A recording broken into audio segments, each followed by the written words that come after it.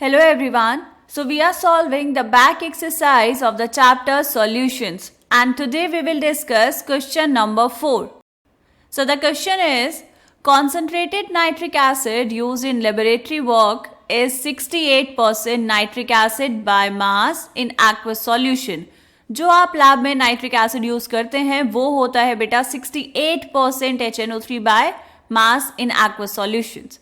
What should be the molarity of such a sample of the acid if the density of the solution is 1.504 ग्राम पर ml? तो सबसे पहले तो ये देखना है बेटा कि आपको यहाँ पर कैलकुलेट करना है मोलारिटी. ठीक है, तो पहले तो मोलारिटी लिखेंगे और उसका फॉर्मूला लिखेंगे. मोलारिटी क्या होता है बेटा? Molarity is moles of solute, number of moles of solute divide by volume of solution. और वॉल्यूम ऑफ सॉल्यूशन किस में चाहिए बेटा? लीटर्स में. ठीक है, अब देखो क्वेश्चन में आपको क्या क्या गिवन है. आपको दिया है 68% nitric acid mass by mass, मतलब W बाय W. तो अगर हम माने बेटा कि जो इनिशियल सैंपल है वो था 100 ग्राम. ठीक है, अगर 100 ग्राम सॉल्यूशन था आपके पास तो उसमें से 68 ग्राम क्या हो जाएगा? HNO3.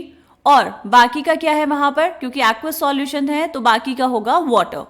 ठीक है, mass of nitric acid, mass of HNO3 equals to 68 gram. अच्छा, ये क्यों कर रहे हैं बेटा? क्योंकि हमें निकालने हैं मोल्स ऑफ सॉल्यूट, मतलब moles of HNO3.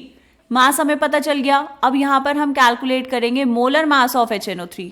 Molar mass of HNO3 कितना आएगा बेटा? 1 + 14 + 16 × 3. कैलकुलेट करेंगे इसको तो ये आ जाएगा आपके पास 63 ग्राम पर मोल. ठीक, मास आ गया, मोलर मास आ गया. तो अब हम निकाल सकते हैं number of moles of solute, मतलब number of moles of HNO3. कितना आएगा? गिवन मास कितना है बेटा? 68 ग्राम्स डिवाइड बाय 63 ग्राम पर मोल.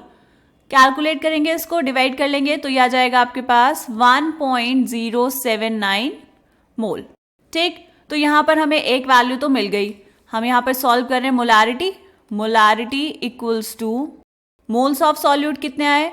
1.079 divide by volume of solution अभी भी हमें चाहिए. यहां पर कैसे निकालेंगे बेटा? देखो, आपको दिया है क्वेश्चन में density of solution. Density of solution दिया है 1.504 ग्राम पर ml एंड हमें पता है बेटा डेंसिटी होता है mass divide by volume.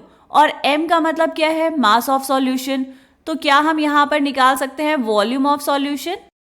Volume of solution is equals to mass divide by density. Mass कितना है बेटा? 100 ग्राम्स डिवाइड बाय डेंसिटी कितनी? 1.504 ग्राम पर ml.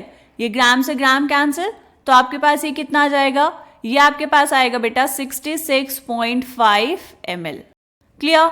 तो आपके पास सॉल्यूशन की वॉल्यूम आ गई है 66.5 ml. तो यहां पर ये क्वेश्चन मार्क अब हटा लेंगे क्योंकि वैल्यू हमारे पास आ चुकी है. तो ये है बेटा 66.5. लेकिन ये वैल्यू अभी ml में है, हमें किस में चाहिए? लीटर में. तो इसको लीटर में कन्वर्ट करने के लिए हम इसको यहाँ डिवाइड करेंगे 1000 से और इस 1000 को हम ले जाएंगे यहाँ पर ऊपर मल्टीप्लाई में. तो ये कितना आ जाएगा बेटा? 1079 डिवाइड बाय 66.5 मोल पर लीटर. ठीक, डिवाइड कर लेंगे इसको. सो मोलारिटी इक्वल्स टू, डिवाइड तो कर लेंगे ना बेटा, आसान से कैलकुलेशन है. तो ये आ जाएगा आपके पास 16.23 मोल पर litre. This is the answer of this question. Molarity की वैल्यू आ गई 16.23 मोल पर लीटर.